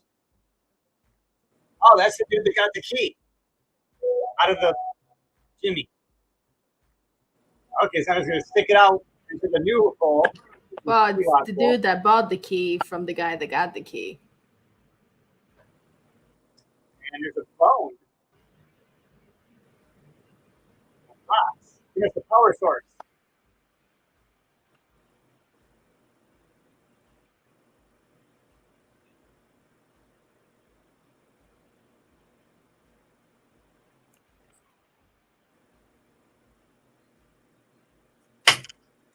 Woo! What we got? It's dynamic. It's dynamic, and I think I lost my pass, but it's dynamic. I told you burn it. I don't know for sure. It already has an offer. Was this the same? Oh yeah. No, I mean the they have- MLT. This is an HVMLT. HVMLT is a dynamic NFT collection consisting of mechs. Ooh, mechs like mech warriors summoned through a space-time rift that is opened up outside the Bored Ape Yacht Club. Every HV, pronounced heavy, so every heavy starts as a core. Once unlocked, each core transforms into a one-of-a-kind mech designed to evolve in the right environment. 20% currently have the type called heavy type, dynamic. And so this was just generated. Ooh, look at that bad boy. That looks pretty. This bad boy was just generated. We are going to go look at the HVMTL. HVMTL is what's my look like again. It's a pink one, and it says 22. Oh, so it kept my number on the side. Yeah. Which was not a great number, but it's a number. And yes, what do we got? We got types. Okay, we got types. Dynamic. Okay, so we're in this dynamic tier. There's a hollow. Whoa, those are something. Those are something. So is this what you get is based on the score? I'm thinking right? so. My guess is at the top 150 got the halos. Got it. Next 403 got the reavers. Yep. My guess is that these are the glitches. Maybe not though. Maybe not though. Why are these only 202.4? I don't know. Oh yeah, you got to keep in mind these are the people who, these are only the people that have summoned. Not everybody is summoned. So maybe there's a lot of people that haven't summoned. Maybe the majority of our glitches and they haven't summoned. But then we have Celestial. Well, it's also very interesting because a lot of people, like Celestial, there's high less, number that didn't even claim. There's more Celestials than glitches right now. And the Celestial looks cooler and is worth more money. Mm. So there's just a lot of glitch people haven't summoned yet. I think glitch is I don't know what glitch is. I don't know if it's good. All right, but then we have the dynamicers, which those are 2.4. So then you still have to unlock that, right? And then you can use it in a game. Like that's what they're. Well, these are still going to evolve. They're going to evolve further. Yeah. So the Halo floor is 21. The Reaver floor is 8.5. The Celestial floor is, let's call it 3.8. The Dynamic is 2.4, while the Glitch is also 2.4. How much did the key sell for? The key was, I think it sold for like 2 million or so. Yeah. It's 1,000 ETH at the time, wasn't it? Yeah. Yeah. He literally just turned down the 999 ETH offer the night before, and then he made a deal with 1,000 ETH. This is the Knight. The Knight looks good. Crazy. And then last but not least, we have the Bio. Ooh. So this must be the score. So the bio number is 10,840. That floor area. The Knight is higher in the 6,000 range. The Dynamic is then in the 20,000 range, right? Okay. Are these scores that you're saying? I think these are the scores. Got it. Okay. What's up, Novax? We're just going through the new Bored Ape. Hey, Novax. Hey, what's up, everyone? Looks cool. Right on. Thank you. We did some witchcraft. Okay, yeah. So live on air. The glitch are definitely the worst. The glitch are the lowest of the low. It must be glitch, then dynamic.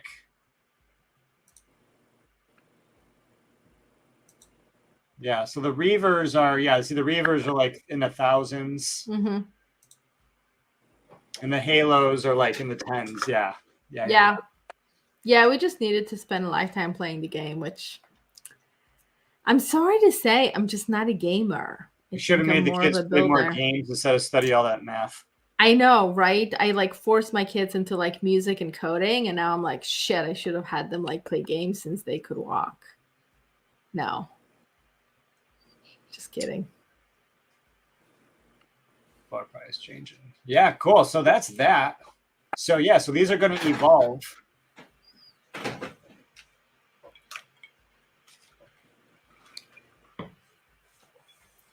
Hey, the Dookie Dash thing. That's like the rewards. The Dookie Dash. Yep. Now everybody got these power sources. So people got these power sources, and now they're going to evolve. And then they're going to probably enter the game. There we go. There we go, This is the picture I wanted to show you. Yeah. So basically, there's 3 stages of evolution now that we have the power source. Stage 1 of the evolution is this cute little MODOK type head guy. MODOK was cool. I was about to say, hey. you're disrespecting MODOK right now. I said cool. I said a little cool. Gary. I said cool, guys. What the hell? Gary. What the hell? I said cool. It's never too late to stop being a dick. Yeah, I said it's cool. I said a cool little MODOK looking guy. Even though he's really tiny, he sits on the shoulder of your ape. Phase 2 phase 2 of the evolution is this guy who becomes his own little person, grows up, and kind of looks like he can kick your ass. And you can see the power source in the yellow on both of them, right? But yeah, he has wings in both. He has guns in both. He has a face in both. He has a power source in both. His arms and legs develop. His guns develop. He has blasters coming out of his like sort of shoulder sides. His mask gets bigger and cooler. His wings get more wicked. Wicked cool. So that's by stage 3. Does it incorporate your ape? I'm like confused. Like, how does your ape play into this? Stage 3 is when you have to make a choice. Oh, fuck. Stage 3 is when you choose. My understanding, it's when you choose between this like bigger, full-blown transformer mofo, or who has its own little friend on his shoulder, or you choose between that or this mech warrior suit that your dog wears. But you get to keep your ape. You don't have to burn your ape. Yeah, this has nothing to do with the ape. Oh, okay. It's possible in stage 3. It's possible in stage 3 that you might have to fuse your dog, which would decrease the supply of dogs in the market. Yeah. I'll burn the dog. But then you don't have a dog anymore. I mean, yeah, but I'll still have the mutant. But you'd be the low. You wouldn't be a tier 1 mutant. You'd be a tier 2 mutant. Fuck, I'm just saying. Right. Sometimes it matters. This game theory is really like when Gary Vee started doing that too. You're like, like how do I come on top? Like, how does this freaking work? You know, like if I burn the book tokens, like, is that gonna make sense? Like, how is that like 10 years from now? Like, which one's gonna be better? It's very, very difficult. Yeah, these are the tiers, right? Right now you're a tier 2. And if you fuse your dog theoretically in this evolution 3 of the power source, then you wouldn't have your dog anymore because it'd be fused into a new NFT. And so then you do drop down to a tier 1 member. Fourth class citizen. Then I'm just gonna have to go and get a monkey. Then you'll be tier 3. Yeah. I was just about to say, for the price of the rise, baby, rise. The floor heavy metal piece, you can take that and go get yourself an on-chain monkey right now. I know. I definitely think about it every day. Like, you know, like it's that game theory. You're like, if I just like sell this, like, right? If I just like sell this or like one of my lands, which is just like sitting there, like, but you know it's gonna come into play, and then you're like, oh fuck, I had that great thing and I sold it. But then it's like, you know, you're like, well, was it worth it? It's really, you know, I have like a list of communities that I really love what they've been doing, and I think that, you know, like no matter what, I want to be a part of them. And so I have like my like a bear run bucket list, you know, because like once the bull run hits, you're like, you know, like I couldn't buy into them because they were just like too much during the last bull run. But I think now it's really the time.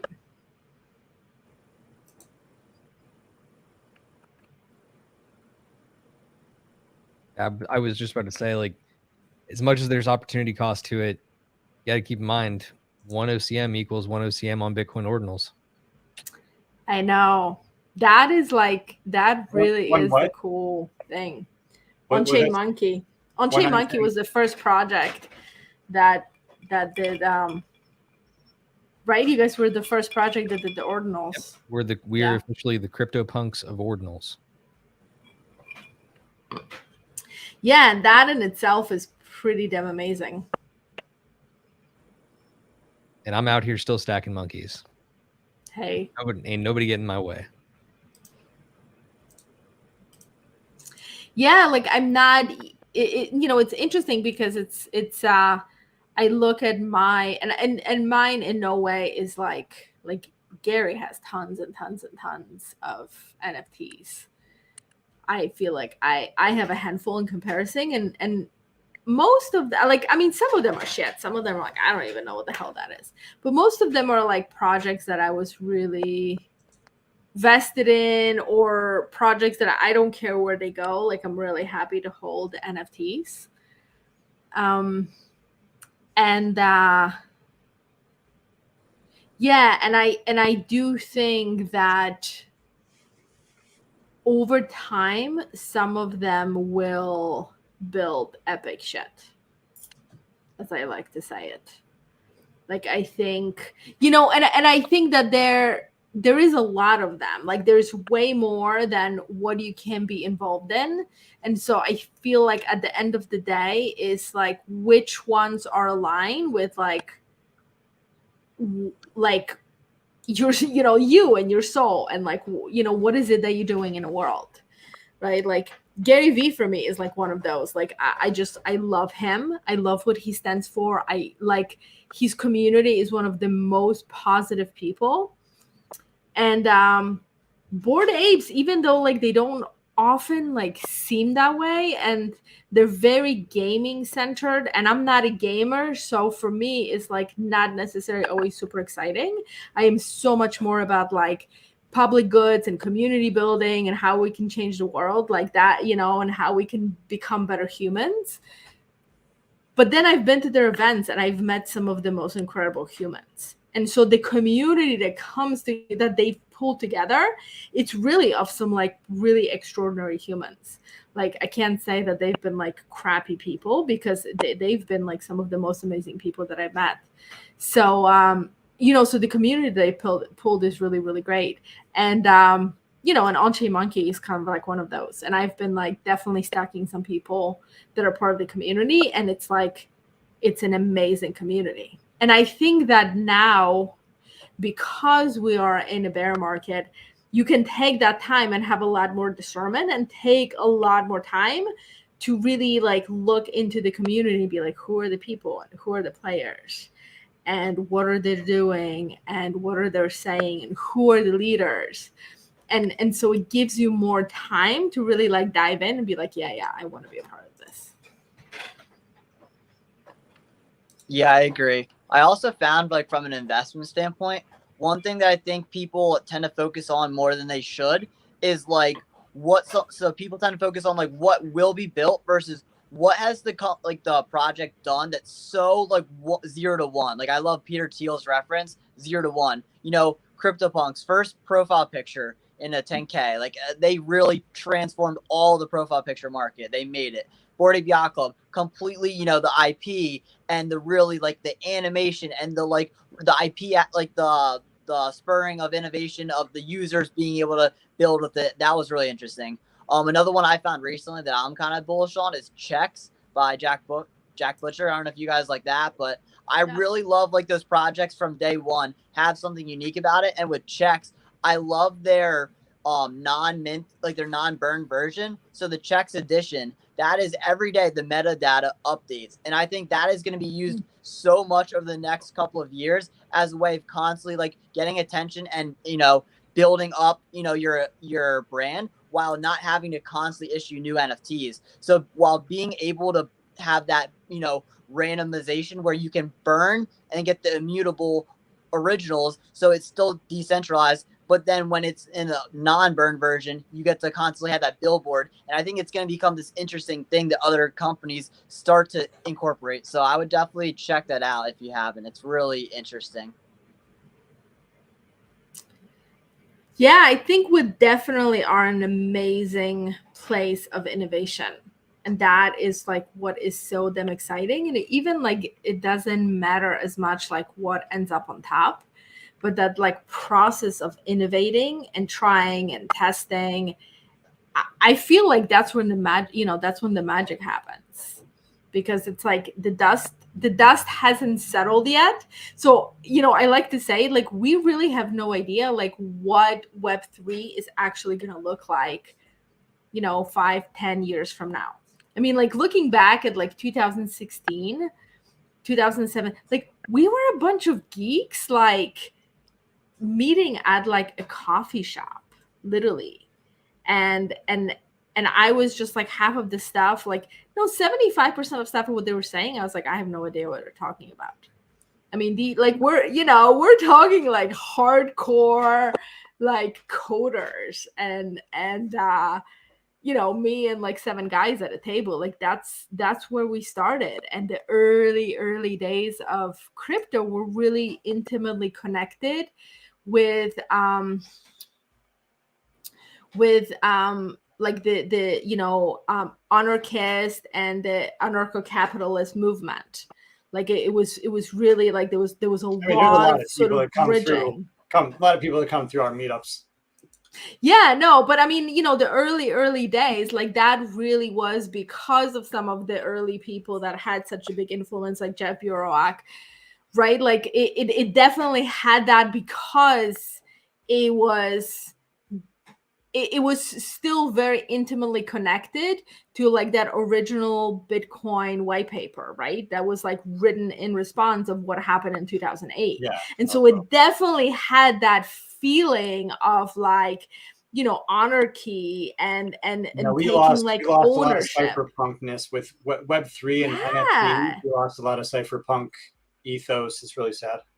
But then we gain some of the other like really incredible innovation. Like I always say, like with the whole movement of NFTs, like we have literally managed to give the entire generation of artists the ability to make a living being creative and creating art. Like we had like single-handedly erased the whole concept of like, if you want to be an artist, then your path is being a starving artist or like selling your soul to the galleries. Like, like that no longer exists. And I think that in some way is incredible, but we could have like not envisioned this in like 2016, 2017. Like I was like, oh, we're going to move to like, Mexico or, what was the other place that we were thinking of moving? South America somewhere. No. I can't give away all of our secrets on the not live okay. on the live stream. But I was like, we're gonna become like anarchists. Give out a couple of whiskeys. She's telling you all of the secrets, all of our network. Got your parachute, escape plan somewhere. Yeah, I know. We know now about your South American exit strategy. Fuck yeah.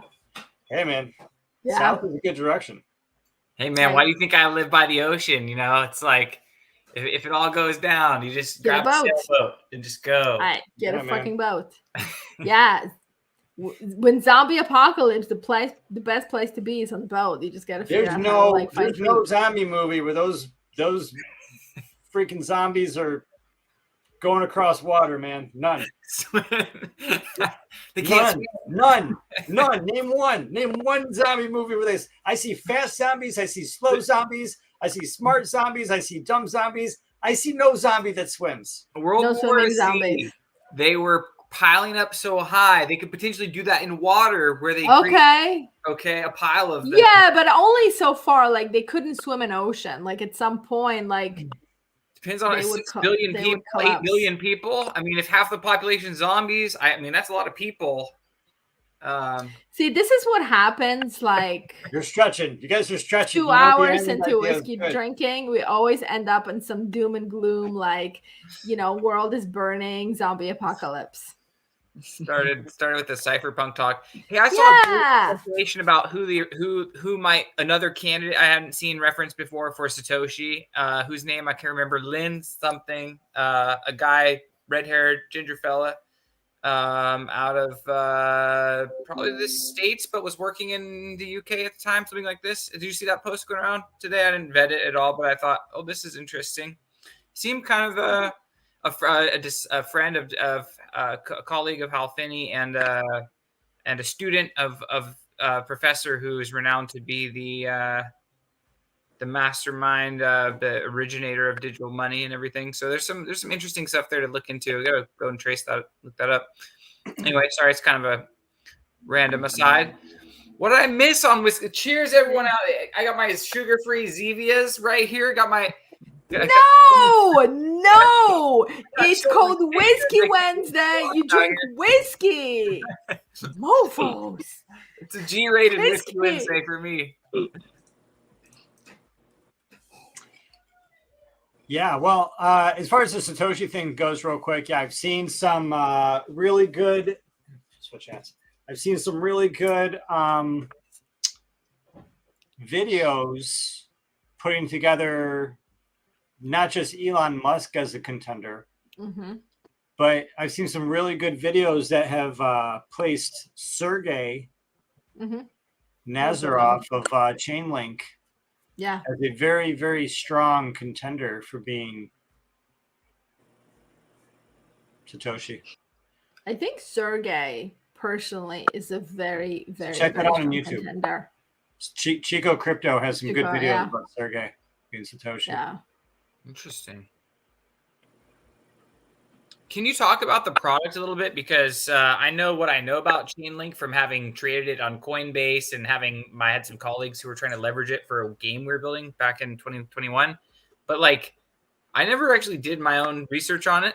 And I'm curious, like, I understand that it's critically important for scaling, but I'm just sort of wondering if you've looked into it so very closely and have any thoughts on kind of general overview of how you see it contributing to the space. Yeah, I mean, Chainlink has a couple different products. By and large, what Chainlink is a Oracle. It's like a database, but it's a decentralized database. It's lots of different people supplying data.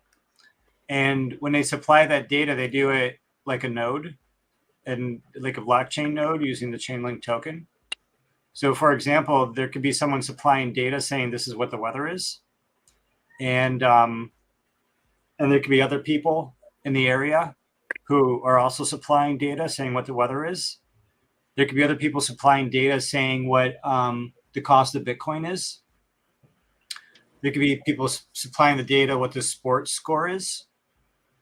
And it could be lots of people all supplying the same data. And by them supplying that data and then being like, like reputable in the pool or whatever, they're like a pool and they're making money off of people querying that pool. So someone goes, hey, what's the weather? Or hey, what's the sports score? Or hey, what's the price of Bitcoin? You have these X number of nodes that are coming together saying this is what the weather is, this is what the sports score was, and this is what the cost of Bitcoin is. And when they query that information for their app, because they don't want their app to screw somebody over, and so there's like, you hear about a lot of these attacks on something where, they did one of these was atomic swap, where everything happens in one transaction, and they manipulate a price oracle to say temporarily the price was something different, so they can spend 20 Ethereum and make 1,000 Ethereum by screwing over the system. And so there's a Chainlink oracle that you can use as opposed to a not Chainlink oracle. And the Chainlink oracle is just more difficult to manipulate because you have these different nodes that are contributing to the data. And if the people who are contributing to the data are wrong about what they're saying the data is, then they get penalized and they lose some of their link. And then there's an economic cost of them losing the link because their data was so different from everyone else's data. And so, that decentralized oracle makes a secure system. They also have other products like verified randomness. So if you're creating a game or if you're minting an NFT and you want to sort of leverage the Chainlink technology, you can use the guaranteed verified randomness product to guarantee that to your people that, hey, this NFT was really random and wasn't something that we put together or wasn't put together based on our shitty algorithm that made not real randomness, I guess. I think they have another product called Deco, DECO, which is I don't know, this other adjacent Oracle related thing that came out of Cornell University in the Finger Lakes. And yeah, so some shit like that. And then they help sponsor CCIP as well. And they do product support for CCIP, and which then feeds into obviously all the other products, because it's all about cross-chaining data. Because Chainlink is about taking off-chain data and putting it on-chain, and then CCIP is about the same thing, plus going chain to chain and not chain to chain. Yeah, so that's like kind of some things about Chainlink, and it's very well connected. Go check out all those Satoshi Sergey videos from Chico Crypto. Sergey is very well connected. Sergey registered the domain name smartcontract.com a week before Satoshi published the white paper. So it's like very ominous, stuff. Chainlink is pretty cool and does a lot of things and has helped prevent a lot of attacks and is integrated in a lot of projects. Sergey is also a key holder. Are we using it? Is ENS using it for the USD price oracle? Yep. Yeah, ENS is using it for the price oracle. And Sergey is one of the 7 key holders for ENS protocol. Dude's got his hand on the pulse everywhere. It's wild. But yeah, if you've not done enough research on Chainlink, do, because seriously, oracles are going to be the biggest catalyst for CCIB going forward, without a doubt. But I hope you guys have a good rest of the night. I got to sign off. We're all signing off. We're 2 hours in. This is it. That was an extra 5-minute education on Chainlink. Steve Miller, what do you got to say? That I appreciate you guys. I'm so glad to be back, and I'm looking forward to the next Whiskey Wednesday. I'll be back in action and hopefully less jet lagged next week. Love it. Holy shit. This private chat's been going crazy. I'm just checking in now, guys. I'm just checking in now. All right. Who else wants to go? Novax, what's up? Yo, I'm Novax, Gymbox.io. Thanks for hanging out with me on my spaces on Monday and Friday at 3 p.m. Pacific. And Evan rides shotgun a lot of the time. We do those. Been doing those together pretty strong for a while. Thanks, Evan. We have a good time. And I love ETH emojis. I love ENS, and I love Gary Palmer Jr. So thank you guys for inviting me to the minting coins tonight. Had a good time. Yeah, man. Thanks for showing up. Evan 15. Yeah, thanks for having me. I love what you guys do with Web3 domains. I love what minting coins is doing and Whiskey Wednesday. I don't know. I think anything with ENS is always great. All this educational stuff. I learn a lot from you guys, and I think all this information is very valuable, and I think people learn a lot. I know before I ever was, a community member, I was learning from Gary Palmer, reading through all of his tweets. So, it's great to be on the space with you. Thanks for inviting me. I really appreciate it. Take care, everyone. Thanks, man. Really appreciate that. 184. Good to be here, and looking forward to Ada and Gary, your spaces tomorrow night. Very excited for it. Thanks for having me. Yeah, thanks. Hope to see you guys there too. Ada? I am Ada.eth. And yes, please join us on Twitter Spaces every Thursday at 4 p.m. Web3 domains. We are going to be talking about all things ENS DAO, and highlighting some of the incredible projects they're working on and DAO structures, and really, really working together to create a better ecosystem. So check us out. We are looking forward to seeing you there. And thanks so much for coming here and celebrating Whiskey Wednesday with us. Love it. Yeah, that was great. Thanks, everyone. Really appreciate everyone tuning in, hanging out. I really enjoy having these meetings where we can just, connect and talk about things that are happening. And for me, it's really powerful. It's very grounding, and happy to just hang out with people, create a little bit of content. There's a lot to talk about. There's gonna be a lot coming down the pipeline. Looking forward to next week. So until then, I'm Gary Palmer Jr.eth. You guys are you, and together we're minting coins. See ya.